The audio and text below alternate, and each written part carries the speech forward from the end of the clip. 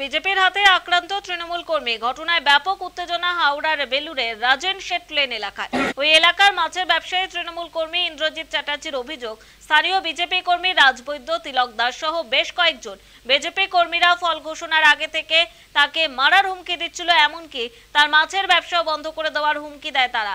এই ভয়ে গত কয়েকদিন সে মাছ বিক্রি করতে বসেনি। তার অভিযোগ, সকালে ইন্দ্রজিৎ মাছ নিয়ে বসলে অভিযুক্তরা তার উপর আক্রমণ চালায়। অন্যদিকে এলাকায় অভিযুক্তদের খোঁজ মেলেনি। মূল অভিযুক্ত রাজা বৈদ্যের স্ত্রী জানায়, ওই তৃণমূল কর্মী বেশ কিছুদিন যাবৎ রাজাকে ফোন করে গালিগালাজ করতো, এমনকি তার শিশুকন্যার নামেও নানা কুকথা বলতো। বিজেপি কর্মীর আক্রমণে মাথা ফাটে তৃণমূল কর্মীর। আর এরপরেই এলাকায় উত্তেজনা ছড়িয়ে পড়ে। ঘটনাস্থলে পৌঁছয় বেলুর থানার পুলিশ এবং সেন্ট্রাল ফোর্সের জওয়ানরা। সাময়িকভাবে অবস্থা সামাল দেওয়া গেলেও এলাকায় চাপা উত্তেজনা রয়েছে। এলাকায় পুলিশে টহল দিচ্ছে, অভিযুক্তরা এখনো পর্যন্ত পলাতক।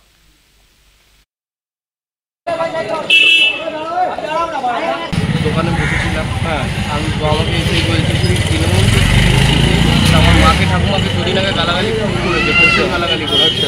এবার আমি এটা নিয়ে আমি একটা বলেছি যে আমার মাকে ঠাকুমাকে এরকম হ্যারাসমেন্ট করছিস কেন, এই সেই বলছি ঠিক আছে তুই দোকান লাগা। তোকে আমি 3 দিন আমি ওই জন্য 3 দিন ভয় আমি দোকান লাগাতে পারিনি।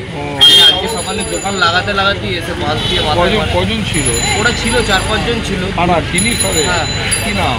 রাজা বৈদ্য আর তিলক দাস। আমি দুজনকেই চিনি ভালো মতো। একজন আমার ঘাড়ের মধ্যে চাপা লেগেছে মাথায়।